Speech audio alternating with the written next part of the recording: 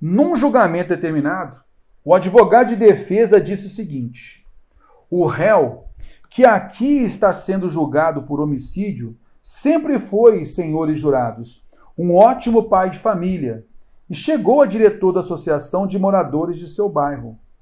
A argumentação do advogado, nesse caso, mostra um problema de formulação, que é identificado como aquela ideia, né? É a falta de um texto ser bem objetivo e o foco principal ser batido, né?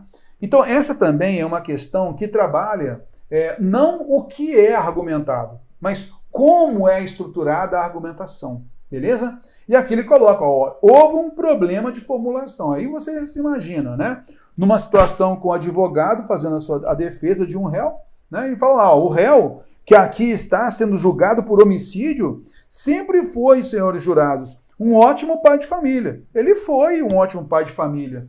Ele pode ter sido um ótimo pai de família, mas isso não tira a possibilidade de ele ter matado alguém. Concorda comigo? Ele sempre foi, senhores jurados, um ótimo pai de família e chegou a diretor da associação de moradores do seu bairro. O que isso prova? O que isso defende a pessoa em relação ao homicídio cometido? Ela pode ter sido uma pessoa muito ilibada e tal, até o dia anterior. Matou alguém, desconsidera tudo. Concorda comigo? Desconsidera, ela matou uma pessoa, né? Então, a pessoa que está sendo julgada como por homicídio. A argumentação do advogado, nesse caso, mostra um problema de formulação, que é indicado como, que é identificado como, se estivesse fazendo uma redação, seria fuga ao tema, né? Seria fuga ao tema. Ele não está batendo o que é importante, né? Então ele está falando apenas de uma vida pregressa dele, tentando fazer alguma atenuante, mas não é o caso, não bate nessa ideia do homicídio. Uma falsa analogia foi estabelecida. As afirmações feitas se apoiam em opiniões pessoais. A falta de lógica nos dados apresentados. Uma generalização foi formulada. A questão principal é abandonada por digressão. Cara, olha só. Eu sei que você bateu o olho. Cara, uma falsa analogia. Mas que analogia teria ali? Porque ele tentou comparar, né? Mostrar que essa pessoa, como era a vida dela anteriormente, tentar puxar por uma analogia aí, será que conseguiria? Ficaria meio forçado. A letra B, as afirmações feitas se apoiam em opiniões pessoais. Então ele falar, né, que é um pai, excelente pai de família e tal, cara, até dá para entender a opinião pessoal, né?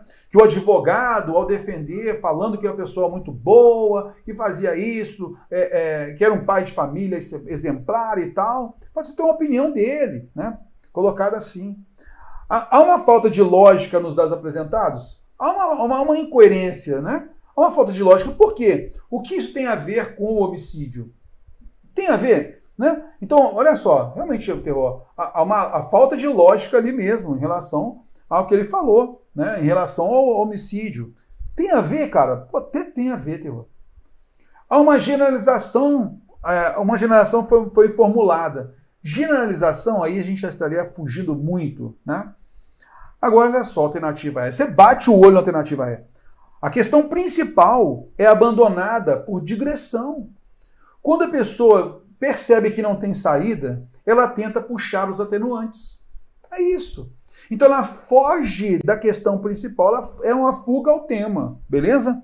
Então a questão principal realmente é o fato de ele ter matado alguém. Não importa se ele foi um excelente pai de família ou chegou a diretor de associação. O que importa agora é que ele matou alguém e tem que responder por isso.